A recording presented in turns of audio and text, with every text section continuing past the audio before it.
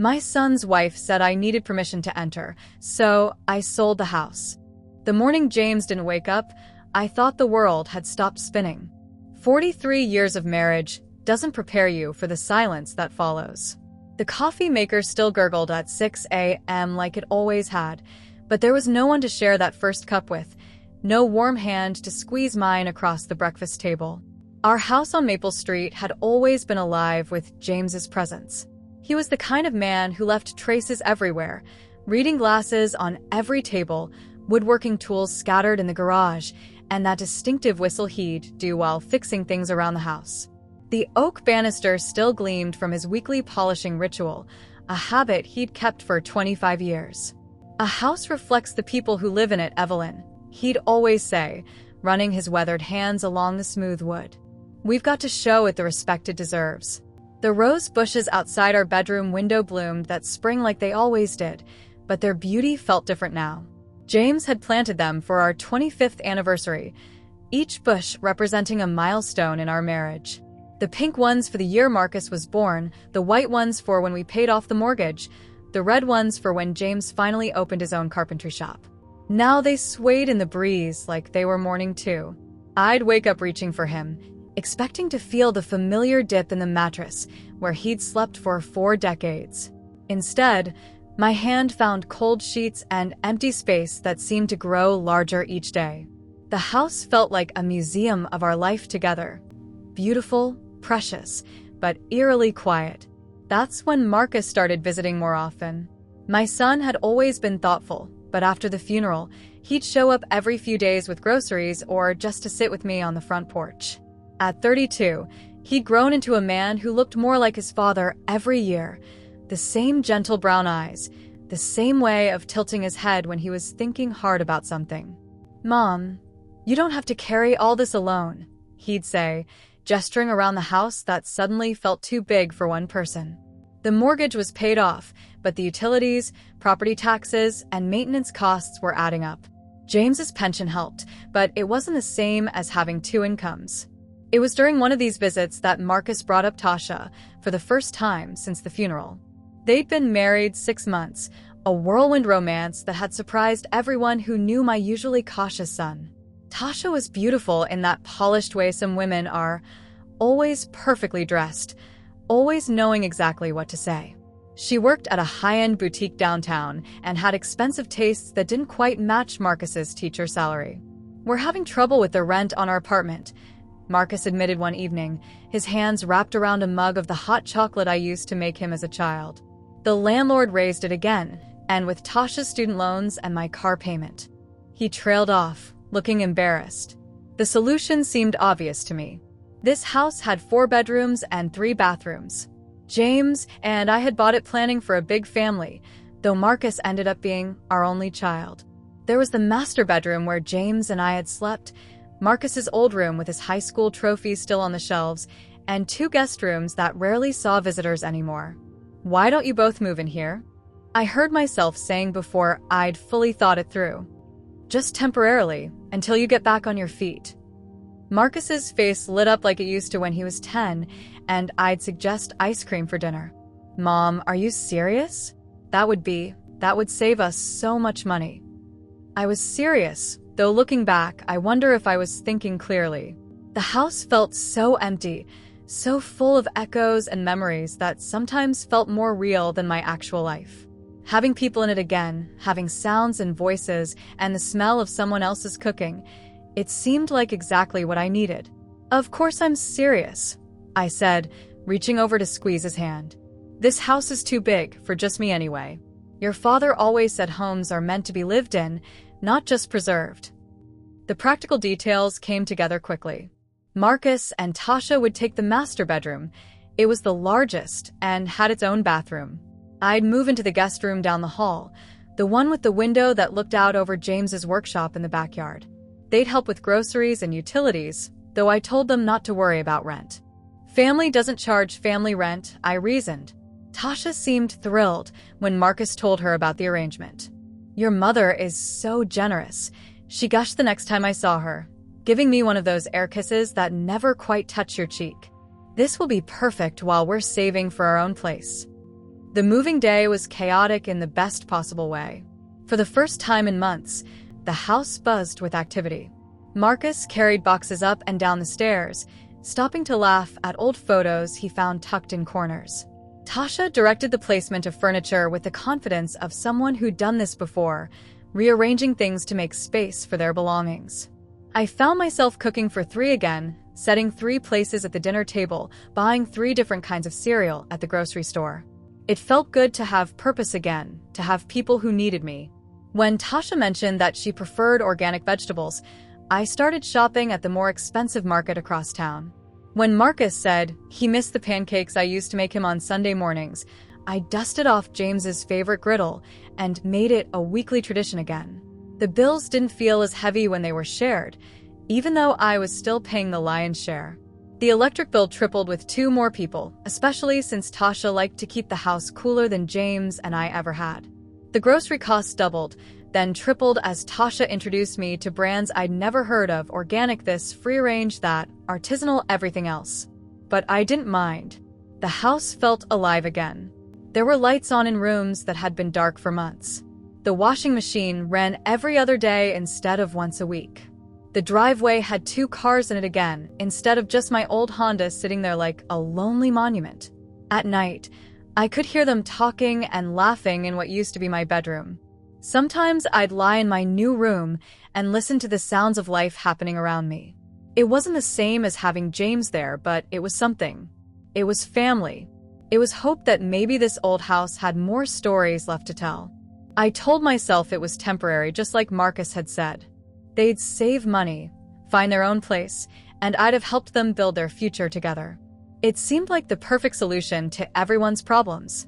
I had no idea how wrong I was. 3 months into our new living arrangement, I thought we'd found our rhythm. Marcus left for school each morning at 7:30, his coffee mug always left in the sink for me to wash. Tasha usually slept until 9, then spent an hour getting ready before heading to the boutique. I'd gotten used to tiptoeing around the house in the early mornings, not wanting to wake her with my usual routine of opening curtains and starting laundry. That Tuesday morning started like any other.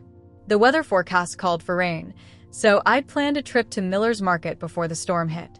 I liked Miller's better than the big chain stores. They knew my name there, and Mrs. Henderson always set aside the best tomatoes for me. James used to joke that I was their favorite customer because I actually read every sale flyer and planned my meals around the weekly specials.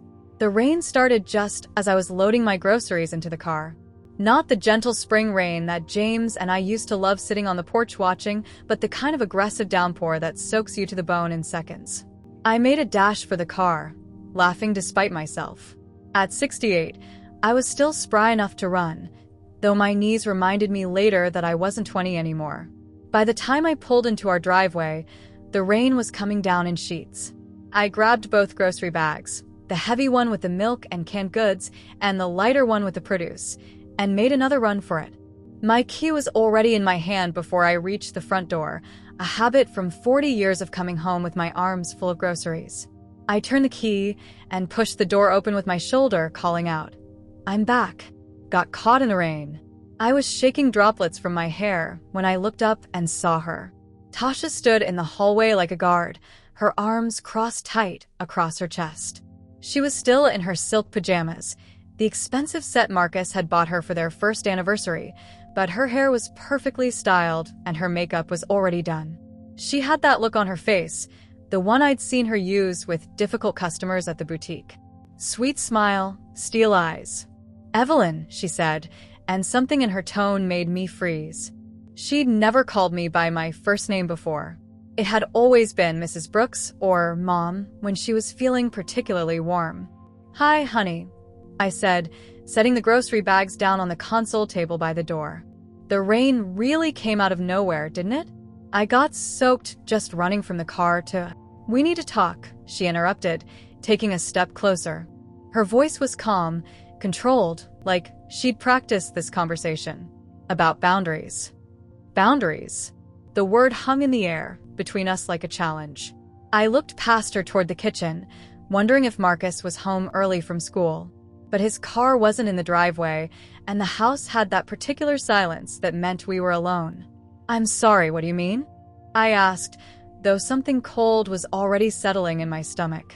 Tasha's smile widened, but it never reached her eyes. You can't just walk in here anymore without calling first.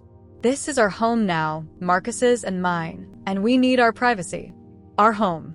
The words hit me like a physical blow. I stood there dripping rainwater onto the hardwood floors that James had refinished himself 3 summers ago, staring at this woman who was telling me I needed permission to enter my own house.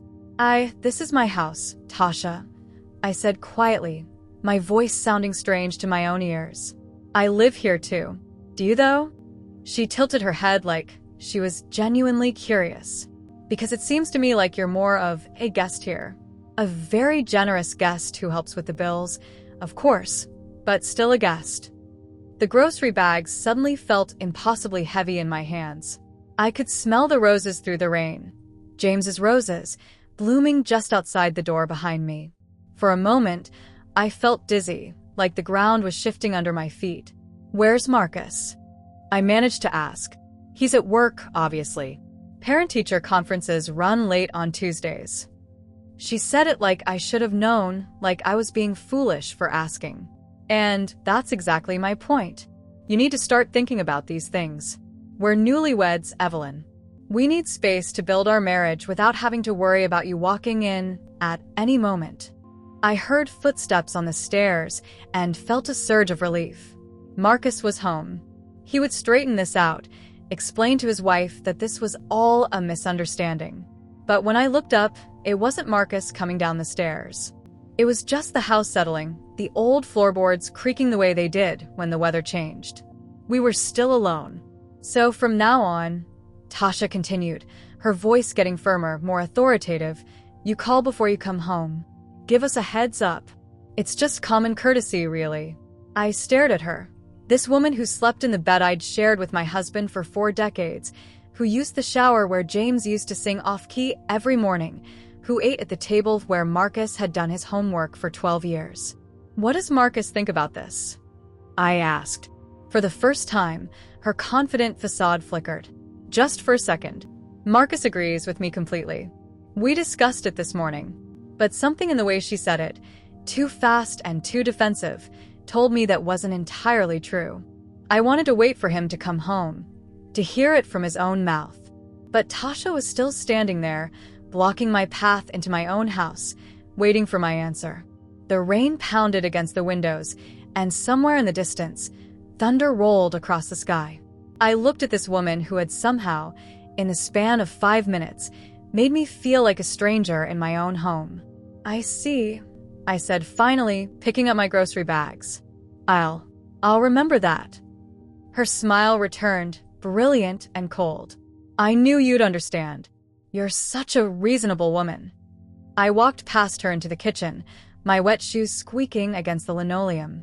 As I put away the groceries, I could hear her humming upstairs, getting ready for work like nothing had happened. But everything had happened. Everything had changed. That evening, Marcus came home just after 6, his usual cheerful self. He kissed my cheek like he always did, asked about my day, and complimented the pot roast I'd made for dinner. Not a word about boundaries. Not a word about permission. Not a word about anything Tasha had said to me that afternoon. During dinner, I watched him carefully. The way he smiled at Tasha when she talked about her day at the boutique. The way he reached for her hand when she mentioned being tired. The way he laughed at her jokes, even the ones that weren't particularly funny. He looked happy, genuinely happy, in a way I hadn't seen since before James died. Mom, you've been quiet tonight, he said, serving himself a second helping of mashed potatoes. Everything okay? I glanced at Tasha, who was cutting her meat with surgical precision, not looking up from her plate. Just tired, I said. Long day. You should rest more, Tasha said sweetly, finally meeting my eyes. At your age, you need to take care of yourself. At my age, I was 68, not 98. I'd been taking care of myself and everyone else in this family long before she came along. But I just nodded and took another bite of pot roast that suddenly tasted like cardboard. After they went upstairs, I sat in the living room with a cup of chamomile tea, trying to make sense of what had happened. The house felt different now, like the walls were listening, judging. I found myself looking around at things I'd never really noticed before. The family photos on the mantel, the worn spots on the carpet where James used to pace when he was thinking, the bookshelf full of novels we'd collected over the years. Was I really just a guest here? Had I somehow given up my rights when I invited them to stay? The questions circled in my mind like vultures until finally, around 10 o'clock, I made a decision. I needed to know exactly where I stood, legally speaking. James had always been meticulous about paperwork, keeping everything organized in the old safe in our bedroom closet. Well, what used to be our bedroom closet. I waited until I heard the shower running upstairs, then crept into the master bedroom. It felt strange being in there, seeing Tasha's expensive perfumes lined up on my old vanity, her clothes hanging in the closet where James's work shirts used to be. The room smelled different too, floral and cloying instead of the woodsy aftershave James had worn for 30 years. The safe was still there, hidden behind a panel in the back of the walk-in closet. James had installed it himself when we first bought the house, insisting we needed somewhere secure for important documents. "You never know when you might need these," he'd always said. "Papers have power, Evelyn. More power than people realize." My hands shook as I entered the combination. Our anniversary date, something James had thought was romantic, but I'd always considered obvious. The safe opened with a soft click, revealing the neat manila folders James had organized with his characteristic attention to detail. Birth certificates, insurance policies, tax returns, and there, in the very back, the thick brown envelope I was looking for. I pulled it out carefully, my heart pounding like I was stealing something instead of retrieving my own documents. The envelope was labeled in James's careful handwriting, "Last Will and Testament, James Robert Brooks." Back in the living room, I spread the papers out on the coffee table under the warm light of the lamp James had bought at an estate sale years ago. His will was written in his own hand. James had never trusted lawyers completely, preferring to do things himself when he could. The language was formal but clear, each word chosen with the precision of a man who understood that these papers would outlive him. I read through the standard provisions first, his tools to Marcus, his books to the library, his small savings account split between Marcus and our church. But then I found the section I was looking for, the one about the house. The property located at 47 Maple Street, including all buildings, fixtures, and grounds therein, shall pass in full ownership to my beloved wife, Evelyn Marie Brooks, to remain under her sole control and discretion until her death or voluntary sale. No other party shall have claim to said property during my wife's lifetime. I read it 3 times, then a 4th, the words sinking and like stones dropping into still water. Full ownership, sole control and discretion. No other party shall have claim. I leaned back in James's old recliner and laughed. Actually laughed out loud in the quiet house. It started as a chuckle but grew into something deeper, richer, the kind of laughter that comes from relief and realization hitting you at the same time. Tasha thought I needed permission to enter my own house. She thought this was their home now, that I was just a generous guest paying most of the bills. She had no idea what James's careful planning had guaranteed. This house was mine. Completely, legally, undeniably mine. The mortgage I'd helped pay for 25 years, the roof James had repaired 3 times, the foundation we'd waterproofed together during that terrible wet spring, all of it mine until I decided otherwise. I folded the papers carefully and slipped them back into the envelope. Tomorrow I decided I would make some phone calls. I would talk to people who understood property law and estate planning. I would make sure I understood every right I had, every option available to me. But tonight, I would sit in my living room in my house, drinking tea from the china set my mother had given me for my wedding, and I would remember what James used to say about papers having power. Tasha had shown me exactly who she was today. Sweet smile, steel eyes, and a sense of entitlement that took my breath away. She thought she could make me feel small in my own home, could reduce me to a guest who needed to call before entering. She was about to learn how wrong she was. I finished my tea and turned off the lamp, but I didn't go to bed right away. Instead, I sat in the darkness, listening to the house settle around me, feeling its familiar creaks and sighs like a conversation with an old friend. Thank you, James, I whispered to the darkness. You always did think of everything. Upstairs, I could hear Tasha laughing at something on television. That confident, musical laugh that had charmed everyone at their wedding. The same laugh she'd used this afternoon when she told me I needed permission to come home. Let her laugh, I thought. Let her enjoy feeling powerful and in control. She had no idea what was coming. The next morning, I woke up with a clarity I hadn't felt in months. While Marcus and Tasha went through their usual routines, him rushing around looking for his grade book, her taking forever to choose the perfect outfit, I sat at the kitchen table with my coffee and made a list. At the top, I wrote, Clarice Montgomery. I hadn't spoken to Clarice in almost a year, not since that uncomfortable evening at the Harvest Moon Charity Gala. It was one of those fancy fundraising events the church organized every fall, complete with silent auctions and overpriced dinner plates. Tasha had convinced Marcus to buy tickets, saying it would be good for his career to be seen at community events. I remembered that night vividly now, though at the time I'd tried to forget it. Clarice had worn a vintage dress, something from the 1960s with bold geometric patterns and a dramatic collar. It was the kind of outfit that took confidence to pull off, and Clarice had worn it beautifully. She'd always had her own sense of style, even back when we were both young mothers volunteering at the church nursery together. But Tasha had taken one look at Clarice across the room and made that face, the one where her nose wrinkled just slightly, like she'd smelled something unpleasant. "Who is that woman in the costume?" she'd asked, her voice carrying just far enough to be heard by half our table. "That's Clarice Montgomery," I'd whispered, mortified. "She's an old friend from church." "Well, someone should tell her that Halloween was last month," Tasha had replied, loud enough that several people turned to look. The comment had gotten a few uncomfortable chuckles from the younger wives at our table. What Tasha hadn't known, what I hadn't bothered to explain that night, was that Clarice Montgomery wasn't just some eccentric church lady with questionable fashion sense. Clarice was one of the most successful architects in the state. She designed half the commercial buildings downtown, including the new library that had won 3 design awards. She'd also never married, dedicating herself entirely to her career, and had made enough money to retire comfortably at 55. More importantly, Clarice had a soft spot for historic homes and community projects. Her own house was a restored Victorian mansion that she'd spent 10 years renovating, turning it into something that could have been featured in architectural magazines. She understood the value of preserving beautiful spaces and giving them new life.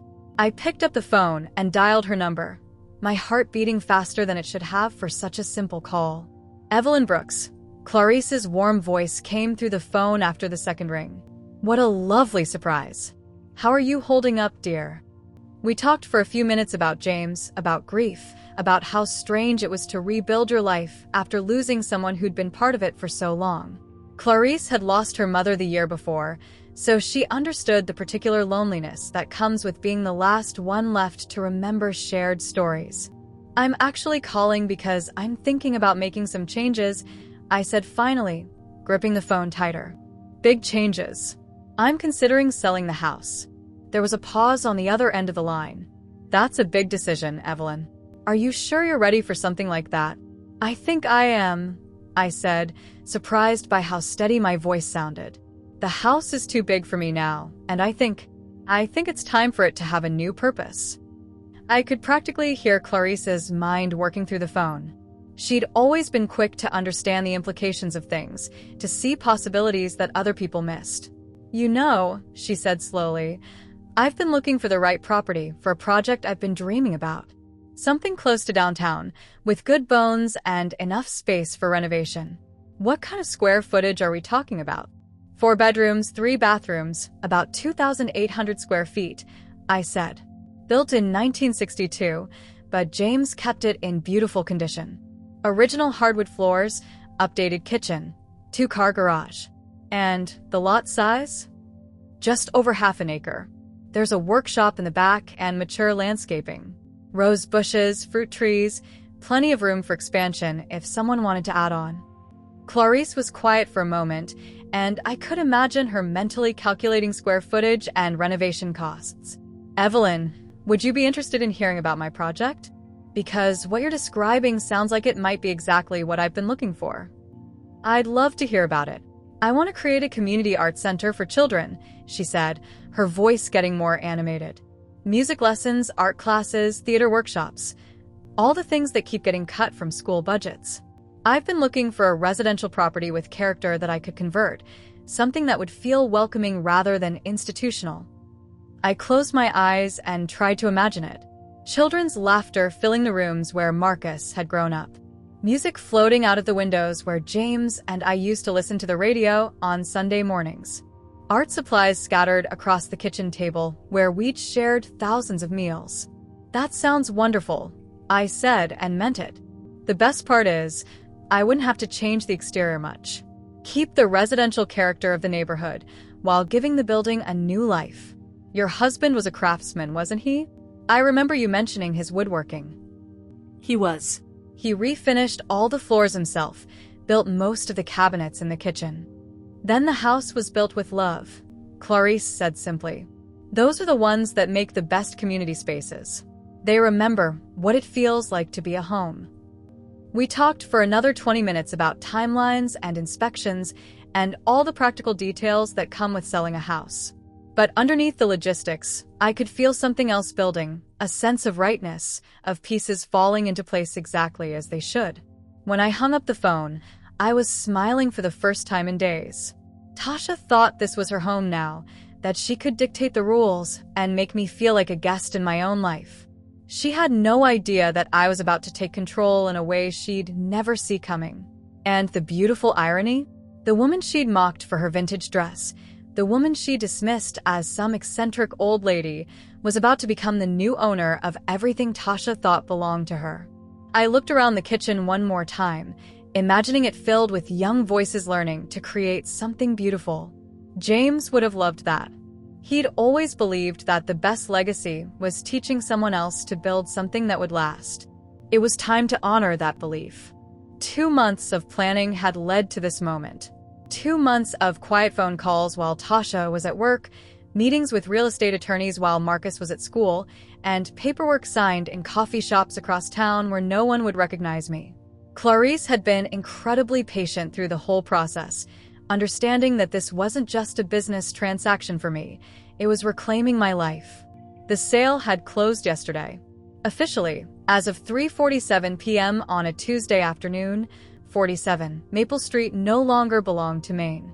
It belonged to Clarice Montgomery, who had plans to transform it into something James would have been proud of. The irony was so perfect it almost felt like divine intervention. Now came the part I'd been both dreading and anticipating, telling Marcus and Tasha. I'd chosen my timing carefully. It was Saturday morning, which meant Marcus would be home grading papers in the living room while Tasha slept late, as she always did on weekends. I wanted witnesses when I delivered the news, but I also wanted to control the narrative. Clarice arrived at exactly 10 o'clock, just as we'd planned. She looked professional but approachable in a navy blazer and crisp white pants, carrying a leather portfolio that contained all the paperwork we'd need. Behind her was Janet Morrison from Prestige Realty, a woman who'd sold half the houses in our neighborhood over the past decade and knew exactly how to handle delicate situations. I didn't bother knocking. This was still my house for the next 45 days after all. I'm back, I called out cheerfully, leading Clarice and Janet into the living room where Marcus was sprawled on the couch with a stack of essays, his red pen moving across a paper about the Revolutionary. Hey, Mom, he said without looking up. You were gone early this morning. I had some business to take care of, I said, gesturing for Clarice and Janet to take seats on the sofa across from him. Marcus, I'd like you to meet some people. That got his attention.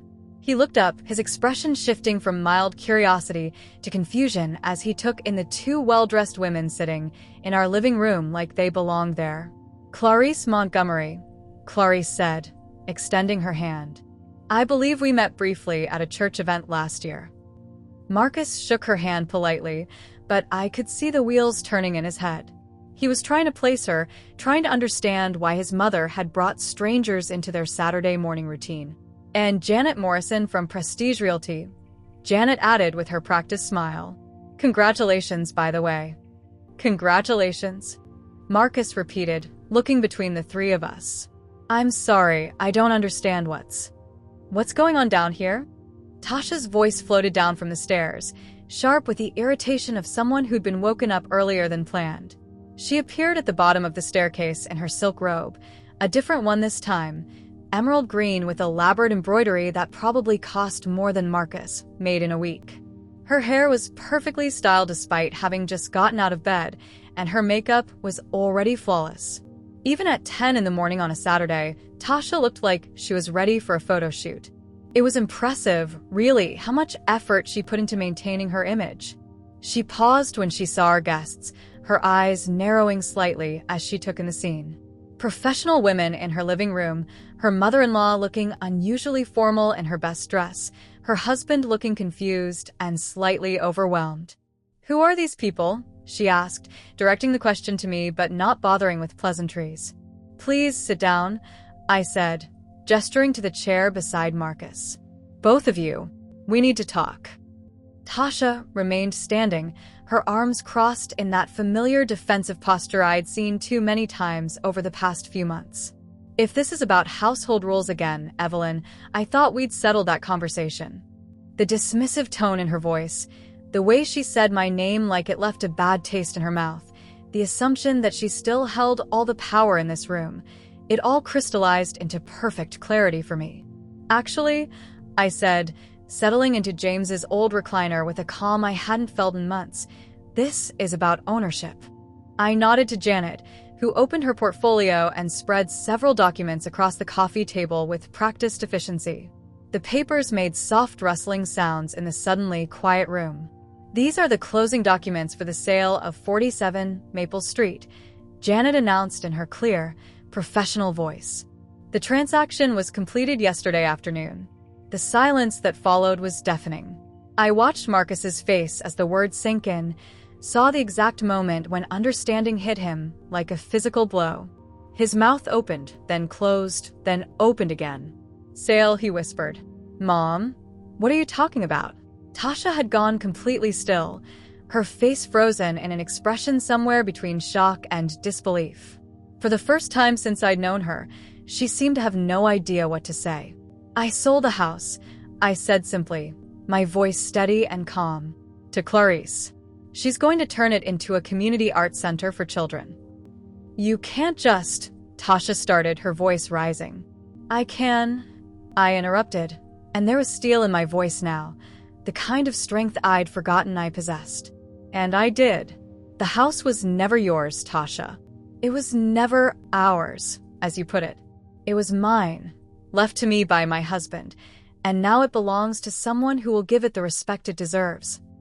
Marcus was staring at the papers like they might disappear if he looked hard enough. "Mom, I don't understand. Why didn't you talk to us about this? We're living here, You have 45 days, I continued, pulling out the official notice that Janet had prepared. 45 days to find somewhere else to live. After that, this house begins its new life as a place where children will learn to create beautiful things. Tasha finally found her voice. "This is insane," she said, her careful composure cracking. "You can't just throw us out of our home." "My home," I corrected quietly. "It was always my home. You just forgot to ask permission before you started making the rules." The look on her face was worth every sleepless night I'd spent planning this moment. Shock, rage, and something else. The dawning realization that she'd underestimated the quiet old woman she'd tried to control. Marcus was still processing, his teacher's mind trying to work through the logistics. "But Mom, where will you go? What about your things?